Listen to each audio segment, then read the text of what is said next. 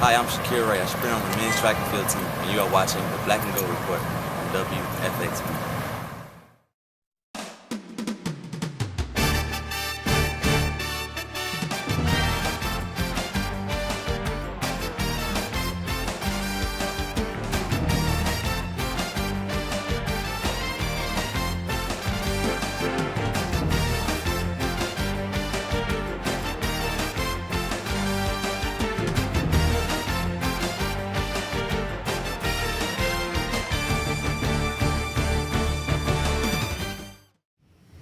Thanks for tuning in to this week's edition of the Black and Gold Report, a show all about UNC Pembroke athletics. I'm Richie Schuler. Today we have Coach John Haskins, the head women's basketball coach here at UNCP. And later in the show we'll have Coach Paul O'Neill, head baseball coach, to preview the upcoming seasons. Coach Haskins, welcome to the show. Good to be here, Richie. Yeah, we haven't seen you in about a month, since about early December when you were last on the show. Can you briefly recap what we've missed over the past month? Well, we took exams and we did very well.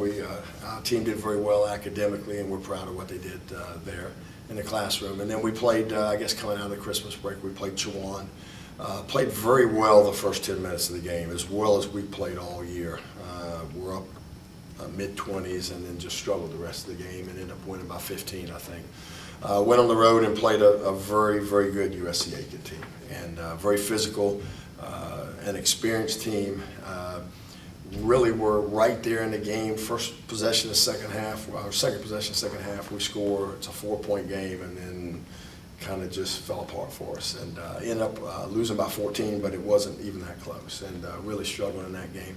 Then came back home against Lander, and unfortunately had to witness one of the best performances I've seen in the Peach Belt, either as a men's or women's coach. Erica Judge scored 41 points against us, 9 for 13 from the three.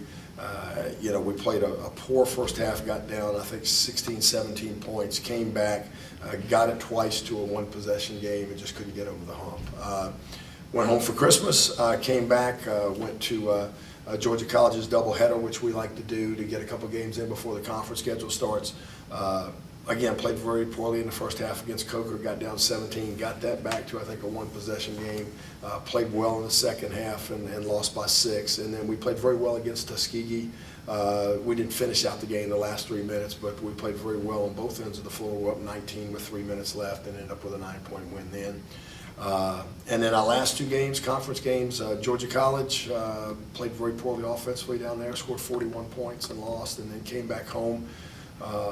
Kind of a repeat in the second half of a poor offensive performance, but fortunately they didn't shoot the ball very well. We rebounded pretty well and ended up with a conference win against Augusta. So Lady Braves are 7-6 overall. Correct. 1-3 in conference. Had those 2 conference games before Christmas in UNC Aiken and Lander, which you lost, unfortunately. But every game from here on out is conference play? Yes, every game's conference game, and I think every game will be a battle.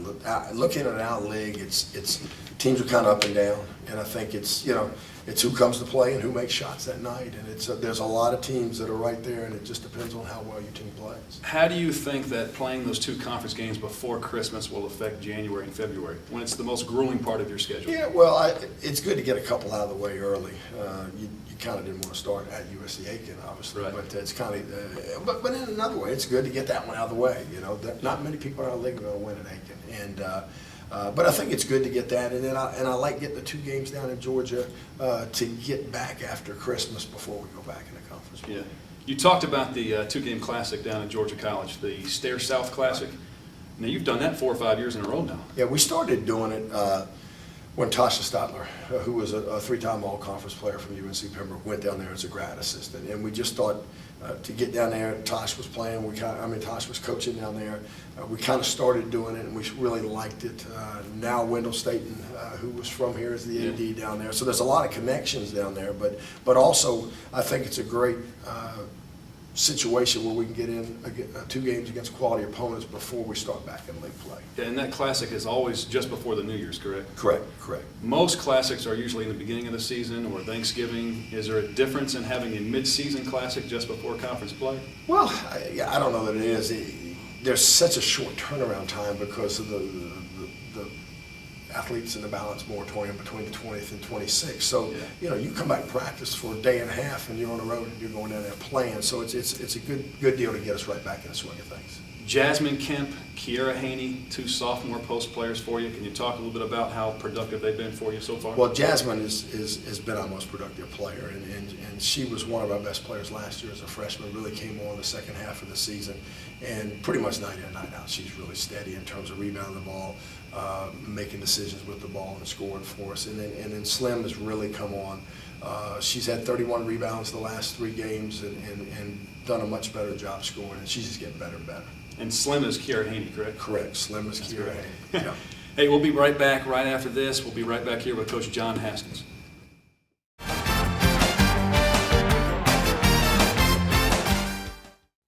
I thought it was my lungs. I was having shortness of breath. I had a great team of doctors. Dr. Lowry, wonderful doctor.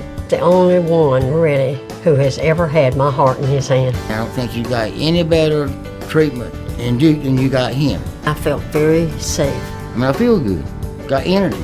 I go to the mall and walk 2 miles. I come out victorious. I love Southeastern, and of course, if it has something to do with their heart, this is where you get it. UNCP fans, now is the time to join the Braves Club, the official UNCP Athletic Booster Club. Your donations help to provide valuable funding to student-athletes, scholarships, and programs. UNCP student-athletes continue to excel in the classroom and on the field, and the Braves Club wants you to join the action. From the exclusive opportunity to purchase football and basketball season tickets to the free monthly newsletter, the Braves Club is a great way to become a member of the team. For more information on the Braves Club, visit uncpbraves.com.